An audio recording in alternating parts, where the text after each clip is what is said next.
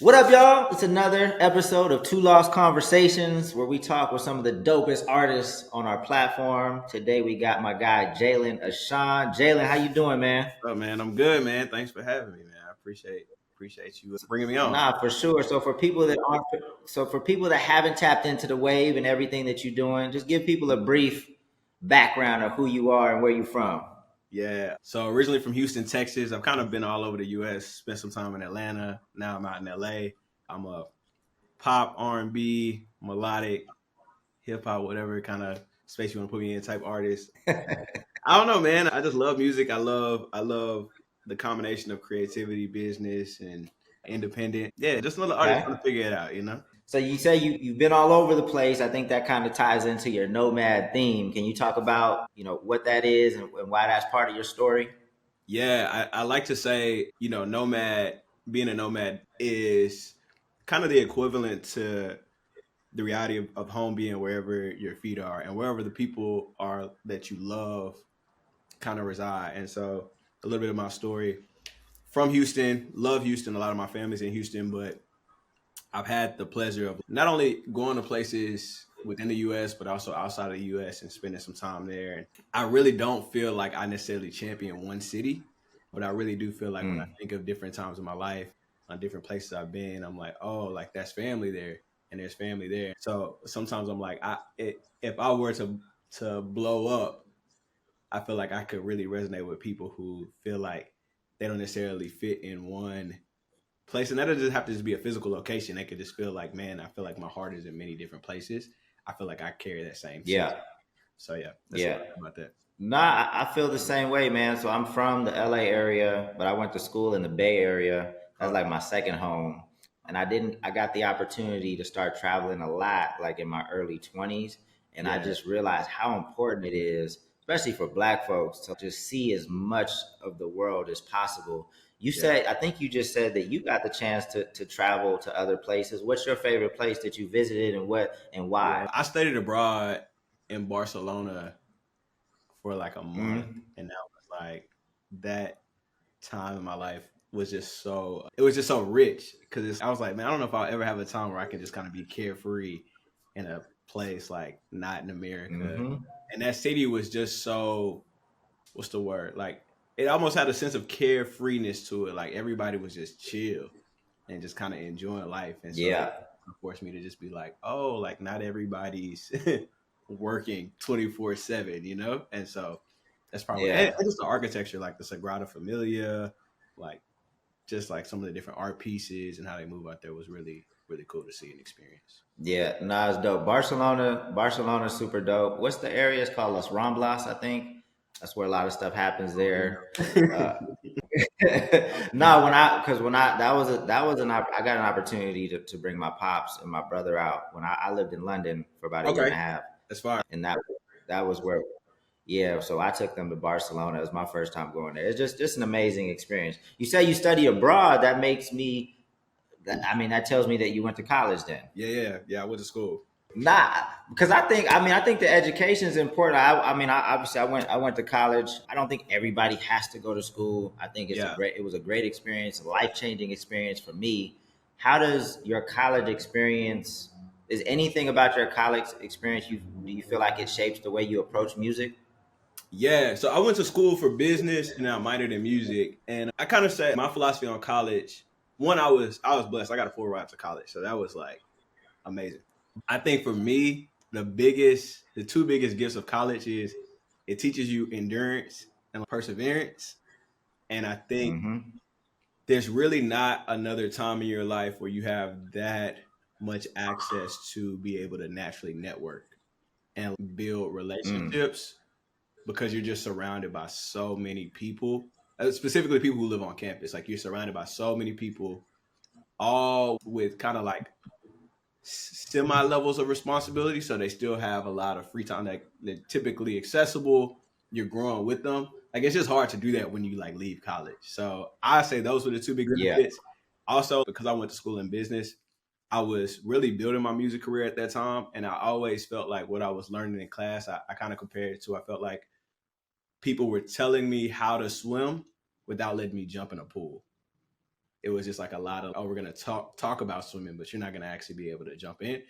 The benefit I had was I was already kind of able to apply those principles because essentially I was building my music business at that same time. And so um, right now, I don't know if I'm a big advocate for, I feel like sometimes with the education system, it feels a little dated, specifically because there's just so many different ways that you can, build skills. And, I mean, obviously if you're going to be a doctor or something like that, yeah, you probably need the traditional sense. But if you're a creative, there's so much knowledge on YouTube University, and so many other resources. So yeah. Yeah.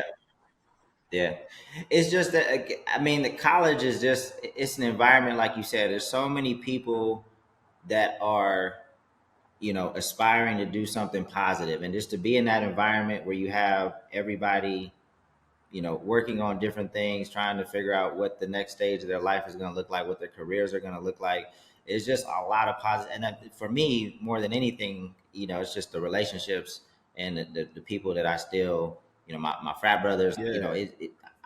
I'd be a totally different person if I didn't go to college, Right. for me. Yeah. Yeah, I agree. I feel like the friends that I've made, and I don't know, it just taught me how to. It's just a lot of times when people going to college, like a lot of times people haven't left their homes. Like all they know is their home, and so Hmm. it does kind of give you an opportunity to like. I feel like it's almost a first step to finding yourself a little bit because now you're around. You're like, oh, Yeah. it's like the world is bigger than what I know. Yep. So yeah, Yep. but it's funny because Exactly. that's all stuff that's Funny. not about the actual classes. Right. But let's get back to the music, man. Obviously, you're doing well now, and I'm sure there are other heights that you want to get to. But when did you first start to see some traction? And I'm sure, like at that moment, you're like, okay, this this can be a real thing. Like when was that inflection point? What were you doing when you were like, because you have over 600,000 monthly listeners now. I Yeah, mean, stats ain't everything, but that's nothing to sneeze at. That's a pretty big accomplishment. yeah. When did you start seeing some of that traction?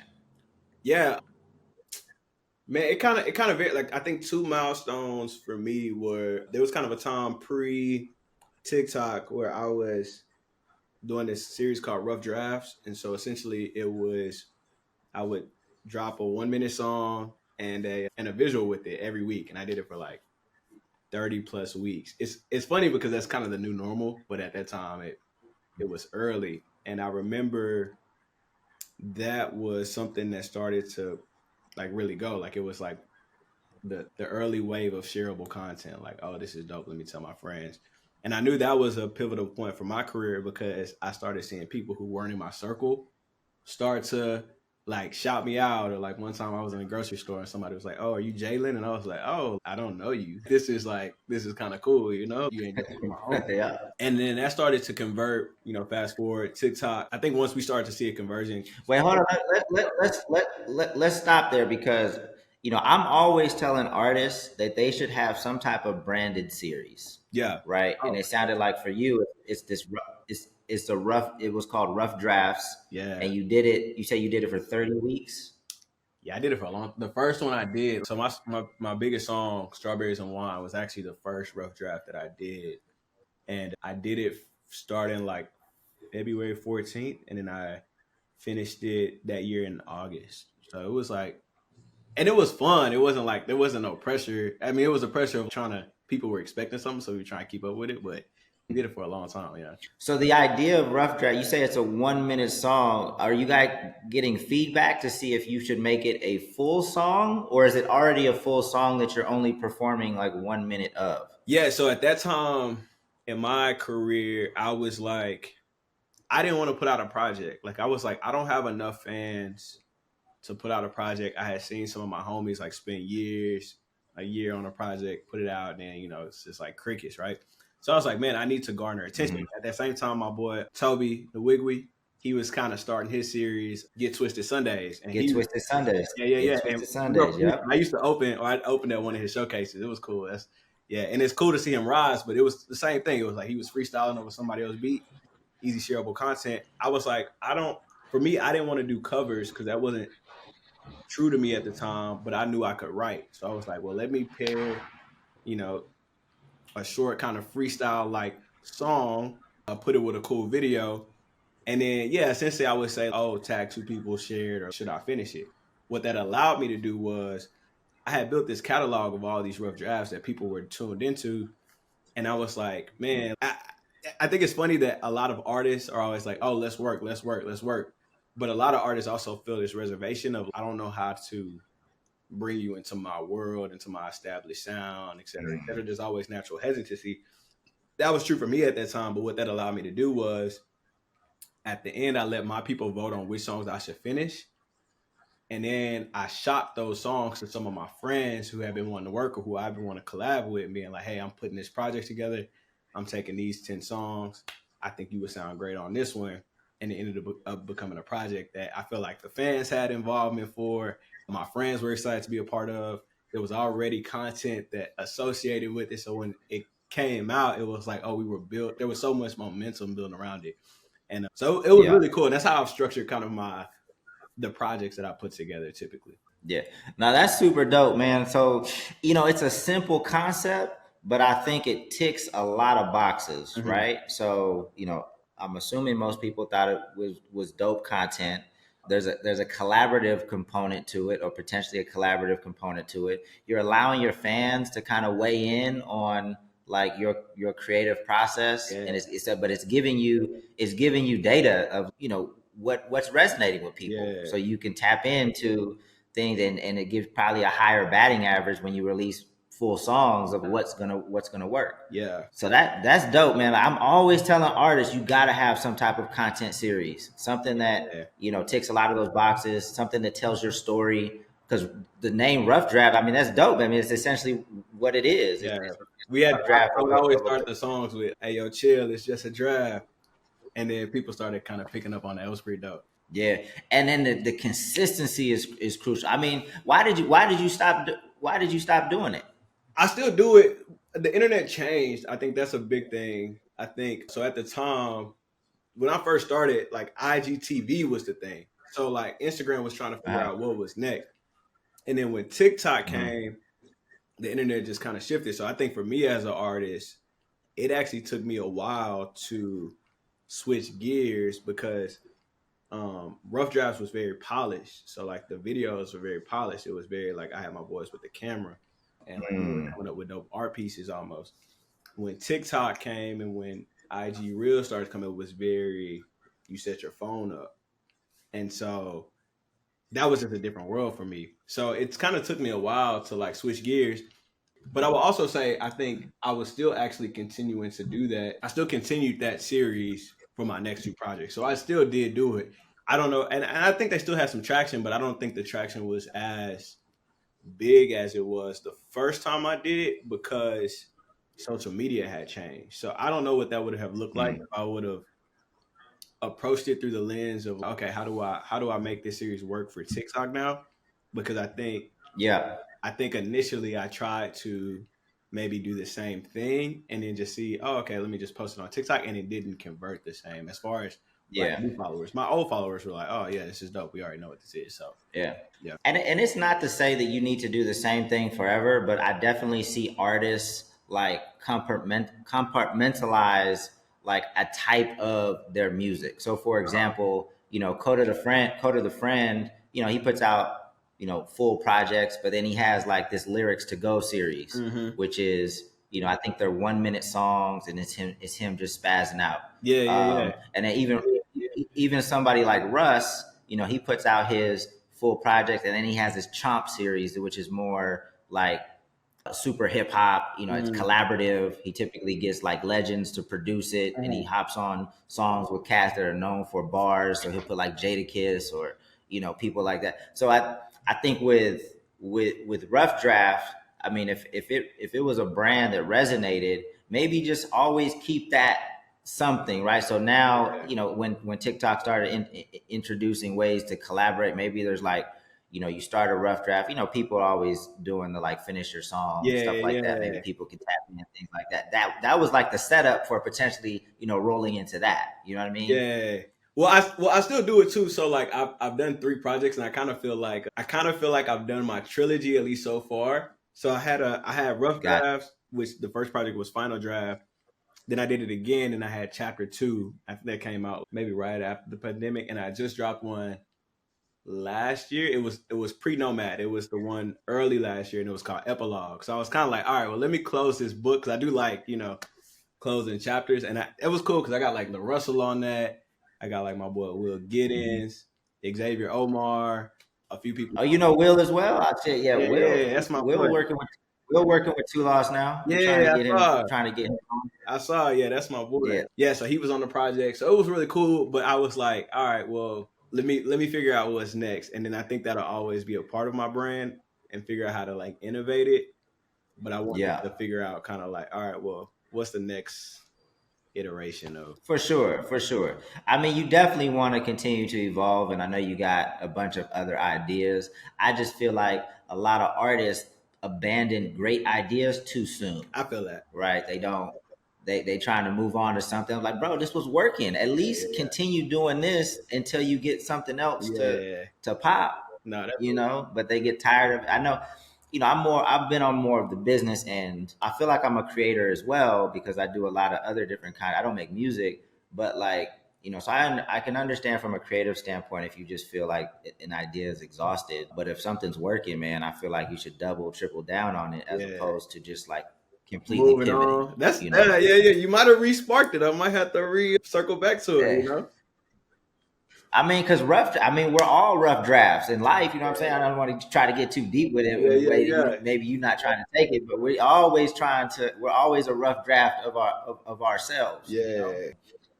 But anyway, so your most streamed song is called Strawberries and Wine. Yeah. Mm-hmm. Yeah, it's called Stop. And I think when I checked, it has like 13 million streams. Yeah. Now, sometimes when I ask artists about their most streamed song, they're like, I don't know what happened. It just went. Yeah. Like, is there anything intentional behind this particular song or why it was so successful? So we got on discovery mode early. You've heard of Mm. Spotify's discovery mode. So we got on discovery Yep. mode back before it was like released with everybody. And I think what that allowed us to get algorithmically was, I guess we found out that that song performed. One, it was just a really good song, but like I think we found out a lot of my acoustic songs resonate with a more audience in Asia, and Mm-hmm. I think algorithmically it just found an audience. I think for Mm. that song specifically, it had a broader reach, but a lot of my songs really do well, like in Asia and things like that. And I think that was kind of the start of seeing like the upward tick of just, it's kind of the same thing with TikTok. Like TikTok finds your audience, then they're able to move the needle more. Yeah. And so Yeah. we found that out, and then we started, trying to really grow, and Yeah. really connect with the audience that resonates with my music. So I would say Asia and California. California audiences really connect with my music. So Dope, dope, dope. Now that's your most streamed song. What's your favorite song that you've made? I don't know, man. I feel like I dropped so much music. I really like. I feel like maybe not a song, but a project. I would say my last project, Nomad, is like Okay. really like I felt like that was the equivalent to like a self-titled EP. It was like, oh, this feels Okay. because I will say like the rough drafts, the final draft, chapter 2, epilogue felt like I was experimenting. I was trying to find my sound. Like if you listen to those, you'll hear kind of the evolution of my sound. And when I did this last project, I was Okay. like, oh, I know what I like. This feel and it felt a little more experimental. It felt a little more like, oh, I know who I am now. So I just think that whole Yeah. project and it's a little, what's the word? Like every song kind of has a different flavor, which I feel like is true to me. Mm-hmm. So yeah. Yeah. I'm gonna have to dive deeper into the catalog. Like I told you Yeah. before we started, like I'm an R&B head, but I am skeptical of like today's generation. I've heard too much stuff. I always tell people it's like today's music is like shopping at Ross, right? Like there's Yeah. some good stuff in there. There's some good stuff in there, but you might find your size in the wrong category. If you need a large, you might find it in the medium. Like it's hard to find. So Yeah. because of that, like there's a lot of music being created. There is some good stuff in there, but it's not an easy shopping experience. So sometimes you just default to what you know. Oh yeah, yeah. Yeah, I agree. So It's so much I'm gonna have, music being churned out these days that it's kind of like I even albums, bro, like they're hard to listen to. I talk with my friends, it's like you listen to a full project and then you just kind of move on. If you get through the full project, you're kind of like, all right, cool. Like I'm on to Yeah, the next. It's just a different yeah, listening experience, for better or for worse. So, for sure. but you're gonna like my album. I will say the What's your positive current? that it's not. I don't think I fall into the traditional R&B space. I think I have R&B Mhm. records, and I think I also have like pop records. I have some more that feel a little more hip hoppy. So like, yeah, I don't want you to think I'm gonna be on there like Neo. It's a little mixed bag. So basically, what you're saying, there's got to be something in there that I rock Yeah, if with you don't like for none sure, of it, then right? I just might not be the artist for you. But there could be something in Now, there. I mean, from what I've heard, I definitely think there's something in there that I'll add to my Yeah, playlist. yeah, So I'll let you know. I'll let you know which ones yeah. I'm Give me rocking your with. feedback. What's the cadence of releases this year? Are you building up for another album? Do you drop songs, every other week, every month? Like, what's the cadence? Yeah, I'm in a right now. I'm trying to fall into the 2 week regimen of like dropping every 2 to 3 Okay. weeks. This year I'm just focused on like collaborating. There's a lot of artists that I'm like, oh, I want to work with you. I'm doing the oh, we you fall under my similar artist, or oh, I heard you on IG, like I would love to work, or like some of my friends. I think I've gotten to experience the joy of being able to make music by myself. And so Yeah. now I'm just trying to connect with other people who want to work. And I think it's cool because I think a lot of people are in a collaborative state. And so yeah, Hmm. that's really the the cadence right now. So it's funny because I was gonna drop a project. I was gonna drop an EP called "I Can't Fix You," and I had like Hmm. the songs done. They weren't all mixed, and I just paused on it because I felt like I was putting way too much pressure on myself. I was like, it was a slower, more emotional Hmm. EP, kind of like the Weeknd's "My Beautiful Melancholy." I think that's what his EP is called, and I was excited about it, but I also was just like, man, like it just didn't feel like the right time to try to package Hmm. something out. And I think because I'm a business guy, sometimes I'm like, well, what's the smart play? Because this is your art and you want to put it out. And I'm an Hmm. advocate for put out your art, like don't sit on your art. And I'm also like, well, how do you maximize it Yeah. getting its reach? And so I think there's some other ways that we're going to try to package it and send it out to maybe like my core fans and different things like that. But I kind of abandoned that, and then we're dropping some of the singles, and then we're going to put the rest in a project later on, maybe. Dope, dope. I'm glad you mentioned collaboration because obviously there's independent artists collaborate, but I never think that we do it enough. Mm-hmm. I never like I feel like artists should be supporting artists more. Even when I saw the duet that you did, what was the young lady's name? Is it Simone? Oh yeah, Simone, yeah. Yeah, like I love R&B duets. I love R&B collaborations. Like back in the day, we would get like 5 or 6 artists on a song. Mm-hmm. Like and that just doesn't happen as much anymore. I don't know if you know an artist named Perry, Okay. but he just did a song with John Vinyl, Hard. and damn, I'm forgetting the third person, but it's really dope. But I just think it's important, especially as an independent artist, to collaborate and share fan bases, share ideas, 100%. tour together, because it's much easier to pursue things as a collective than it is just kind of by yourself. And there's no reason to do so. You know, Yeah. if you guys were selling refrigerators, it'd be more competition because a family can only buy one for refrigerator for Yeah. the crib. Like, but it's music. If I like your music, I'm probably gonna like somebody that's similar to you as well. Right. Exactly. So yeah. Just a couple more questions, man, and then we'll wrap it up. But what does your team look like right now? Yeah. I love my I feel like that's one of the biggest joys of the work. But I guess I'll say joy for now. That's like one of the biggest achievements I feel like I've been able to put together. Sometimes I feel like Nick Fury a little bit, just trying to assemble the There you Avengers. go. Uh, so I have a manager, my boy Izzy. He manages me. He's great. I have like kind of people who help me with socials, specifically kind of editors and different things like that. I have an engineer, my boy Zach. I do a lot of film myself, but I also have friends who do videography, editors. We work with you guys, which I love. Like just having different kind of like connections in the industry that if anything, even just kind of give us insight in game. We're always trying to learn. We're working with a marketing company right now, trying to help reach my audience more. So it's kind of well rounded, I feel like. And then you got me. I feel like a workhorse, always trying to figure out what's next, and so Dope. yeah, Dope. I mean, I love the response because as soon as I asked that question, it looked like a genuine smile. So yeah, it sounds like you appreciate your team. It sounds like you have the right people on your team. It's so important to pursue this as a team. I know as an artist, like some people might be watching this and be like, well, I don't have it. Like you gonna have to be a one man band until you get to a certain point, yeah, unless you're just blessed to have, just talented people around you from ground zero. yeah. But when you do get your team, just make sure you support each other. Make sure there's great communication. So that's dope. Last two questions. What Can I say something about the team I'm thing gonna, real I'm gonna quick? ask. Yeah, for sure. I think too. Yeah, I think because I know there's a lot of conversations of like one man band versus having other people and like letting people into your bag essentially and things like that. And I get that. Like you have to evaluate what's best for you. I will say I feel like every time I have added somebody to my team, typically what I look for is like, are they already doing what I'm looking for something that I need? Like, and are they excited about it? Like, would they be doing it regardless if I had approached them?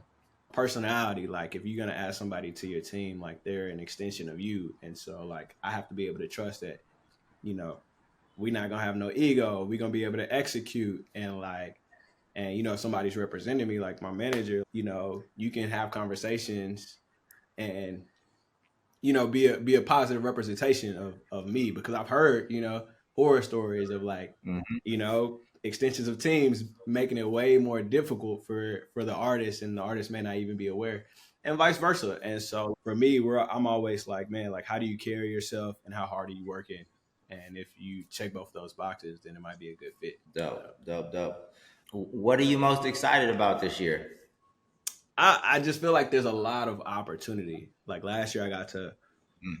tour with but bro Hojin and got to just kind of step in his world and see him killing the touring game, and that kind of gave me, kind of sparked some excitement about what potentially could be in my future. I think the music that I'm making just feels like really good. Like it's cool when you work on a track, you send it to somebody and they're like, "Yo, this is fire," and they're excited to be a part of it. So like creating those moments to almost take out some of the heavy lift of collaboration, because sometimes collaborations can be hard. Like, does that mean we got to go to the studio together? Does that mean, it's just like, nah, hey, here's an idea. Let me know if you like it. Or do you like this one? It's just cool to see people resonate with that. I think I actually feel like my business is becoming more well rounded because initially it was just like, oh, cool. Spotify's doing some of the heavy lift of connecting me to my audience. But now with all of those like changes, with the algorithmic wars and stuff like that, me and my team has to be like, okay, cool. Well, how do we diversify this business? And so learning how to, build a well-rounded music business. And so, and it's exciting. So it's just a lot of opportunity in front of me. That's what I'm excited about.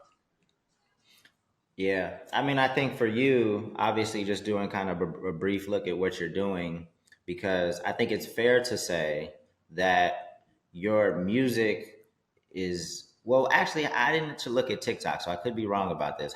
What's your presence like on TikTok? It's good. I have 78,000 on TikTok. I had an interesting experience with TikTok because I was like a second wave of adopters, and I went viral early on, so that's where a lot of my audience came from a cover, a R&B cover I did with for Adele's "Easy on Me," and it went super viral. I didn't really know about TikTok at the time, so I equated followers to traction. I kind of believed the lie at that time that like if I kept posting, I would kill kind of the momentum. So I didn't really post at all. I like had that Mm, moment and I just kind of stopped out of fear. And it ended up yeah. backfiring. That was one thing that backfired. And two, I didn't put out the song. So people, bro, when I tell you I had like, Mm, this was when TikTok was giving crazy engagement. I probably had like, I don't know, a crazy amount of comments being like, yo, like where is this? And yeah. we were too early because I didn't see other people who had went viral. I didn't know about pre-save campaigns or like my boy told me later on, I Mm, could have created a pre-save link even if we didn't have the song done that people could start pre-saving. And I was so Mm-hmm. concerned with like not being a cover artist at that time that I didn't even know you could put out covers. I was just like, oh, I'm not interested. So sometimes I look back at that time and I'm like, Mm. dang, like if I would have just put the song out, it really probably could have gave me a lot of organic traction to my Yeah. page. But I started promoting another song. I just didn't know. I was just like, oh, cool, I got new fans. Let me get my. Yeah. So, you just learn that stuff. I'm not too. I don't get too down about it. Now I was kind of depressed for a little bit once I like figured that out. But I'm like, you just learn, and I don't even know if my infrastructure was like at a place where that would have been that I would have been able to sustain that. So I'm kind of like, there was a period of time on TikTok where like views were just it just wasn't connecting because I built my audience off a cover. But now, Yeah. really, ever since the Simone like covering like TikTok's doing more long form stuff, it started pushing my videos again, and so I'm starting to find an audience, and so that's really exciting. So yeah, Yeah. I'm hopeful about it. I was talking to Will because Will Gittens was telling me. I was surprised to know that like he created trends before the song was even finished, right? So like, Yeah, yeah, you I've know, seen some of the those. song, the big viral song he had. This is my age. This is my This is my sign. sign. That Yeah, yeah. So that he created that trend before the song was even fit, and I think that's dope.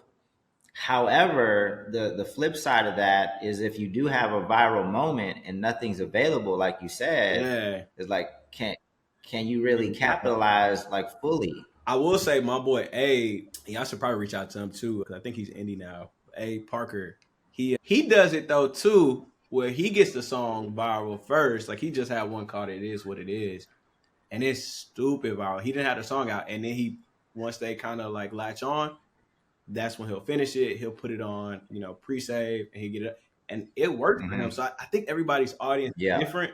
Like I think it really is like I've seen it work both ways. I've seen it not work both ways. Like I had a trending yeah, song on TikTok called "Good with Me" probably over the past like 6 or 7 months, and it was getting a lot of like plays, but it wasn't necessarily converting to the song. The streams did go up, mm, but not in a crazy viral way. So I think, man, everybody's in random situations. My boy Paul Russell, he had that one song, and it just took off. oh yeah, yeah, yeah, And, yeah, but everybody's different. If you yeah. want an early I adopter, I it's think kind that of tough. yeah, I think the goal is to just. I mean, there's going to be some things that happen by surprise and you pivot, but move with intent. Kind of have Yeah.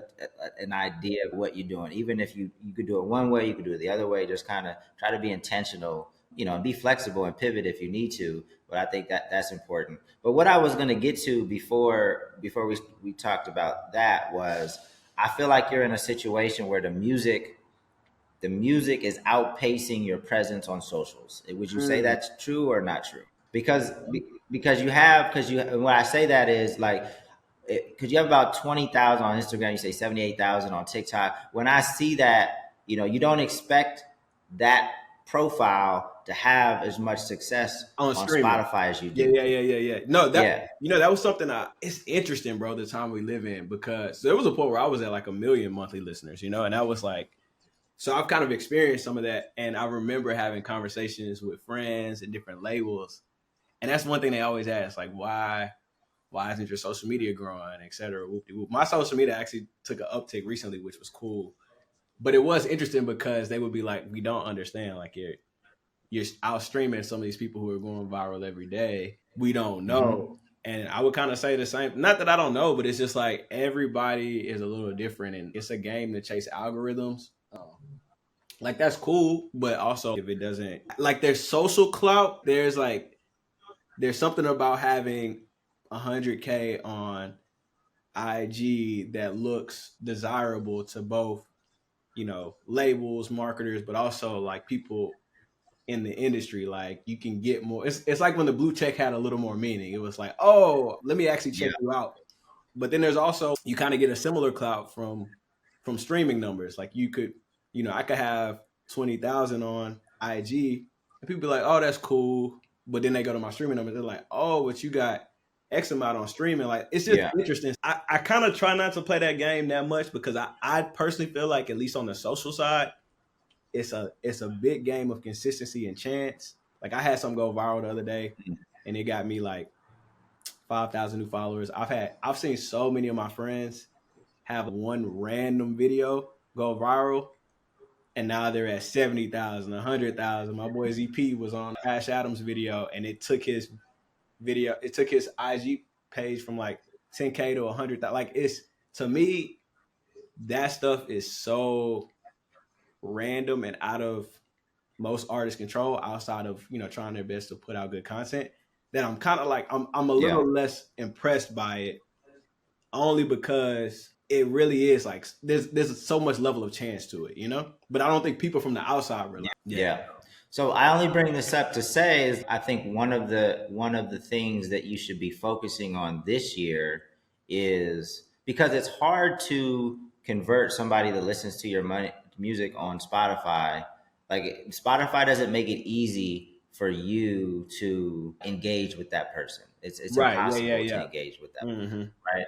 So the challenge is for you is to really start trying to do some things with intent to funnel those people not only to your social media, but hopefully a platform, or you want to ultimately own that communication. So whether that's Yeah. emails or phone numbers or in your own fan club or whatever. And I feel like, trying to get people from streaming your music to your socials to ultimately in another platform that you can communicate anytime you want and you own that communication, that's when you really start to build like those true fans, Yeah. you Yep. know. Yep. So I mean, I think you're doing great. Numbers aren't everything, but I feel like all artists should be focused on community and owning direct communication with their fans. I mean, and we were doing this before, this was 2013, Yeah. 2012, stuff like that. So, I saw the importance of it then. But man, congrats to how you're moving now. Congrats on just having a dope, solid team, putting out quality music, I and appreciate that. continuing to elevate. So yeah, man. Any let people know where they can find you, and then if you got something coming out soon, feel free to shout it out. Yeah, Jaylon Ashaun on all platforms. JaylonAshaun. Yeah, man. I'm trying to be everywhere: YouTube, Instagram, Spotify, whatever. Wherever you listen to music. And then yeah, I'm just dropping a lot of good music. So stay tuned with me if you want to tap in. Check me out, shoot me a DM, I'll respond. All that good stuff. There it is. This has been another episode of Two Lost Conversations with some of the dopest artists on the Two Lost platform. Man, appreciate you tapping in. See y'all next time. Peace.